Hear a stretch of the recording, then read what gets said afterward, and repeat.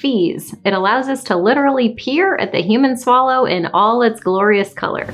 The view we have with fees permits us to see coloration changes, a range of edema, patho-physiologic changes, and kinesthetic abnormalities that might have an impact on swallow function. Today's modern endoscopy equipment gives us an unprecedented picture presented in digital high definition. The aerogastric junction comes to life and gives up its secrets during fees, and I've learned so many things that I never expected during my years of doing fees that I would love to share with you. So let's dive in. I'm Theresa Richard. I've been a medical speech pathologist for 15 years. I'm a board-certified specialist in swallowing and swallowing disorders. I'm the founder and CEO of the MedSLP Collective and MedSLP Education. Number 1. Secretions, reflux-related changes, and swelling. Oh my! While the Modified Barium Swallow study gives us some insight into secretions, retrograde bolus movement and tissue edema, the preferred method of observation of these phenomena, and the changes they cause to pharyngeal tissue is with direct visual observation via endoscopy. Secretions are often minimally observable via video fluoroscopy. Secretions are mostly transparent to X-rays. Secretions themselves can reveal much about the functioning of the swallow. Where they emerge from, their viscosity, their coloration, their propensity to be aspirated or re-aspirated, all tell us important things about the functionality and safety of the swallow. Is the patient bringing back up already swallowed material?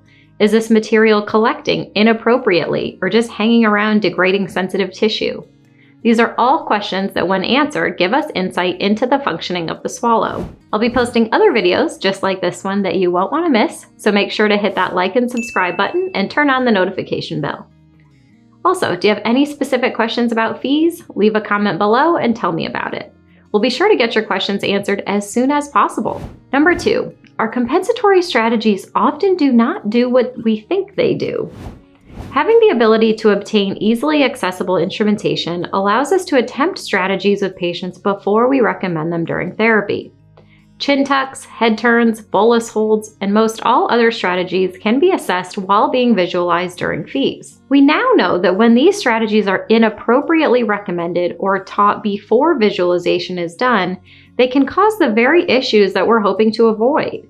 I can't tell you how many chin tucks I've observed under fees that caused the very issue they were recommending with the intent of eliminating.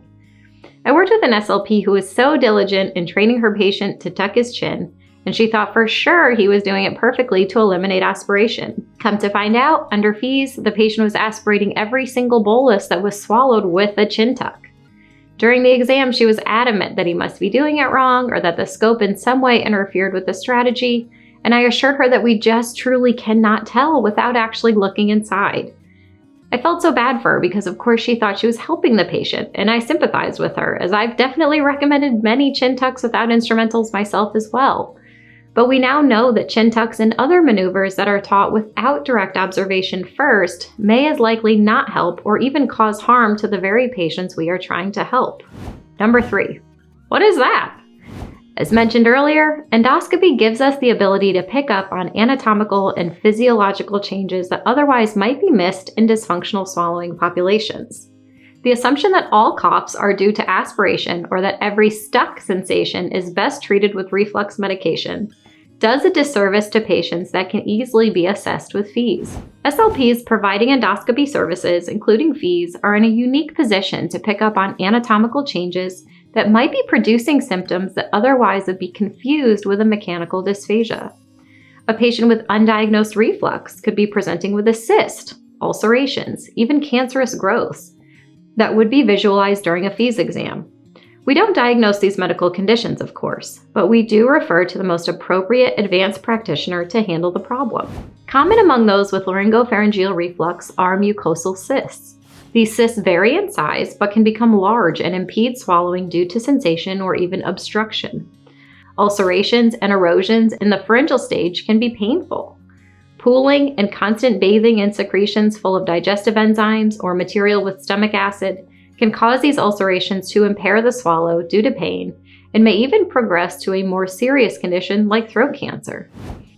patient of mine was once referred for fees as a last resort due to not eating and chronic coughing. The fees demonstrated that the patient had a normal functional swallow, but a very large benign growth that impacted the epiglottis, causing him to cough.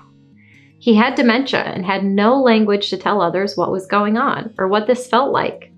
His wife pushed for an assessment, and once treated surgically by an ENT, the patient happily resumed a normal diet with a voracious appetite. Don't assume, get a fees. Our patients deserve it. I've got a free gift for you over at medslpcollective.com. You'll get instant access to our free MedSLP Collective clipboard kit. We also have a robust and vibrant community of SLPs and mentors to help you out with your toughest clinical cases. Head over to medslpcollective.com now to get your hands on this. The link will be in the description below.